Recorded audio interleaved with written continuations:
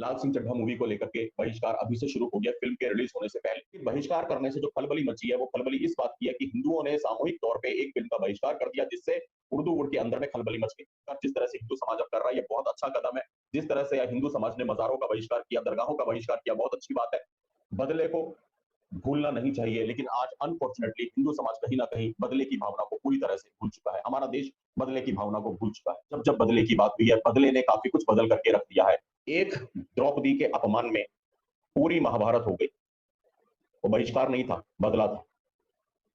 वहां पे बहिष्कार नहीं किया कौरवों का, वहां पे किसी ने बहिष्कार नहीं किया दुर्योधन का, वहां पे किसी ने बहिष्कार नहीं किया उनकी सेनाओं का। वहां पे सीधे योगेश्वर श्री कृष्ण ने बोला प्रतिशोध लेना है पार्थ, पांडवों, अर्जुन, और पूरी पूरी महाभारत हो गई। फिर ये नहीं देखा कि कौन किसकी बुआ का बेटा है, कौन चचेरा भाई है, ममेरा भाई है, किसका भाई है। बस उड़ते रहे, सर मुंडों से उड़ते रहे और महाभारत रची गई। क्या वो भगवान श्री राम ने बदला नहीं लिया था माता सीता के अपमान का? माता सीता का हरण किया रावण ने। क्या उस वक्त पे किसी ने कहा लंका का बहिष्कार करो, लंका से कुछ सामान नहीं लेंगे, रावण का बहिष्कार करेंगे? क्या हनुमान जी या किसी वानर सेना ने यह बोला कि हम लंका का बहिष्कार करेंगे? उन्होंने प्रतिशोध लिया, मां सीता के अपमान का बदला लिया। पुलवामा पे हमला हुआ, देश ने सर्जिकल स्ट्राइक करी, बदला लिया। इस देश में उरी हुआ, आपने बालाकोट पे एयर स्ट्राइक करी, बदला लिया। कौन कौन है उधम सिंह जी, मालूम है आपको? 19 अप्रैल 1919, साल याद रखिएगा, जलियांवाला नरसंहार हुआ था। जनरल डायर ने फायरिंग का आदेश दिया था। एक उधम सिंह, सिर्फ एक उधम सिंह, भारत के अंदर में करोड़ों में एक उधम सिंह था जिसने जलियांवाला बाग की मिट्टी को सर पे लगा के कसम खाई थी कि मैं बदला लूंगा, मैं बदला लूंगा। 3 शब्द कहे थे, मैं बदला लूंगा। और कैसे बदला लिया? तारीख थी 19 अप्रैल 1940, नोट कर लो, 19 अप्रैल 1940। पूरे पूरे 21 साल तारीख वही रही। 19 अप्रैल 1919 को जलियांवाला हुआ था और 19 अप्रैल 1940, 21 साल के बाद में लंदन जाके डायर को ठोका था उधम सिंह जी ने। क्या था गुजरात, क्या था 2002? बदला था, गोधरा का बदला था। मतलब वो लोग अब तक बदला ले रहे हैं, 20 साल से वो लोग बदला ले रहे हैं। वो उस दिन से लेकर आज तक गुजरात में बदला ले रहे हैं। इसीलिए वहां पे टारगेट किया जा रहा है आपके नवरात्रों में, आपके गरबे में, आपके डांडिया में, आपकी बहन बेटियों को। आज गुजरात में क्यों लव जिहाद चरम सीमा पे? क्योंकि वो धीरे धीरे धीरे धीरे अंदर अंदर बदला ले रहे हैं। जहां तक बात है बहिष्कार की, मैं स्पष्ट कर दूं, बहिष्कार एक तरीका है बदले का। बहिष्कार पूरी तरह से रूल आउट नहीं है। आज के परिप्रेक्ष्य में जब सिनेरियो बदल गए, चीजें बदल गई, तो कई जगहों पे बहिष्कार बहुत आवश्यक है और बहुत कारगर है और बहुत असरदार है। लेकिन बहिष्कार अपने आप में संपूर्ण बदला नहीं है। बहिष्कार एक फॉर्म है, बदला लेने का तरीका है। और बहिष्कार में अगर चूल्हे हिल गई कुछ लोगों की, जिस दिन भारत देश बालाकोट की तरह जैसे उरी का बदला लिया, पुलवामा का बदला लिया, इस देश की मिट्टी में अगर बदले की भावना आ गई हमारे देश में, तो नक्शा कुछ और होगा। और कि जिसके दिल में बदले की भावना है वो हमेशा विजयी होगा, वो हमेशा जीतेगा। अगर आपने बदले की भावना निकाल दी, आपका मतलब, मैं देश की बात कर रहा हूं, मैं भारत की बात कर रहा हूं, मैं हिंदुस्तान की बात कर रहा हूं, मैं एक स्वाभिमानी मुल्क की, स्वाभिमानी देश की बात कर रहा हूं कि आपके दिल में बदले की भावना होनी चाहिए। ये कोई गलत नहीं है। आज टेररिज्म क्यों है भारत के अंदर में? क्योंकि पाकिस्तान हमसे एक एक क्षण बदला ले रहा है।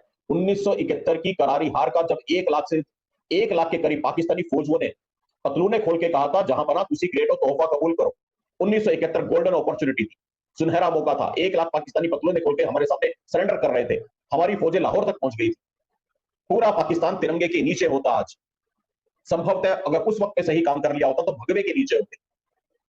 एक देश बदले की भावना से कैसे काम करता है वो पाकिस्तान से सीखो। पाकिस्तान बदले की भावना में इतना पागल है कि कश्मीर में आतंकवाद फैलाया, असम में आतंकवाद फैलाया, पंजाब में आतंकवाद फैलाया। स्पष्ट तौर पे वो जिहाद के नाम पे ये कहता है कि भारत को खंड खंड कर देंगे, भारत के टुकड़े टुकड़े कर देंगे, आसाम को तोड़ देंगे। चिकन नेक को तोड़ने की बातें की जाती है। ये मानसिकता हमारी यूनिवर्सिटी तक में आ गई है। चिकन नेक को तोड़ना बदला है, कश्मीर का आतंकवाद बदला है, पंजाब का आतंकवाद बदला है, हमारे यहाँ पे ड्रग्स माफिया बदला है, युवाओं के धमनियों में जहर घोला जा रहा है, ड्रग्स का आदी बनाया जा रहा है युवाओं को, बदला है। बौद्धिक जिहाद, फिल्म जिहाद, बॉलीवुड का जिहाद, पत्रकारिता जिहाद, लव जिहाद, लैंड जिहाद, ये सब बदले के तहत हो रहा है। लेकिन अगर भारत में बदले की बात होती, बदले की भावना होती, तो रेल बना चुके होते अब तक पाकिस्तान। शुभम भाई, जब तक गलत को जवाब नहीं दिया जाएगा, गलत ताकतवर होता जाएगा। कि जो समाज पहले बिल्कुल निष्क्रिय अवस्था में था, बिल्कुल सुप्त अवस्था में था, अब कम से कम उसने करवट ली है। उठकर नहीं बैठा है अभी, अभी उसने करवट ली है। बस देखना यह है कि करवट लेकर दोबारा ना सो जाए। शुभम भाई, इसलिए तुझे जागृत करते रहना है, नहीं तो मैं जानता हूं अपने समाज को। वतन की फिक्र मुझे भी थी, पर मेरा पेट भर गया और मुझको नींद आ गई। आहा, तो ये भी ध्यान में रखना है कि कहीं मेरा समाज पुनः करवट लेकर सो ना जाए। शक्ति का एहसास कराना होगा। जब तक समाज शक्ति का एहसास नहीं कराएगा, जब तक बात नहीं बनेगी, उस तरफ तुरंत नारा चल देता है, तन सर से जुदा, सर तन से, तन सर से जुदा, सर तन से जुदा। आप एक शब्द तो निकाल के देखो, और वो नारा ही नहीं होता, कत्लेआम भी हो जाता। जब देश और धर्म जब संकट में हो, तो हमें अपने व्यक्तिगत वाद विवादों में नहीं फंसना चाहिए। अपने व्यक्तिगत वाद विवादों को छोड़कर, अपने सभी मतभेदों को छोड़कर राष्ट्र और धर्म के रक्षण संरक्षण के लिए एकजुट और संगठित हो जाना चाहिए और आक्रामक होकर जवाब देना चाहिए राष्ट्रद्रोहियों को। वहां पूरी तैयारी है शुभम भाई। पाकिस्तान तैयार बैठा है कि कब मौका लगे और वो हिंदुस्तान पर हमला कर दे, क्योंकि उसको पता है एक सेना उसके पास वहां है और एक इस देश के अंदर भी है नदियों की, जो उसके फेवर में खड़ी हो जाएगी। और शुभम भाई, अपनी सेना पर उसे इतना विश्वास नहीं है जितना यहाँ की उसकी सेना पर उसे विश्वास है। बस आप ये ध्यान में रखिए, उनकी तैयारी पूरी है। वो समाप्त कर देना चाहते हैं इस देश को। इस बार शुभम भाई कोई टुकड़े नहीं होंगे देश के, या तो सब कुछ इधर होगा या सब कुछ उधर होगा। हमसे गलतियां होती हैं, पर हम जितना कर रहे हैं, ये आपको विश्वास दिलाते हैं, पूरी ईमानदारी, पूरी निष्ठा, पूरी पवित्रता के साथ राष्ट्र और धर्म के लिए कर रहे हैं। कभी कभी कुछ अच्छे कार्य करते हुए थोड़ी बहुत गलतियां हो जाती हैं, और हम कोशिश कर रहे हैं कि उनको सुधार कर एक मजबूत नींव देकर जाएं आने वाले समाज को,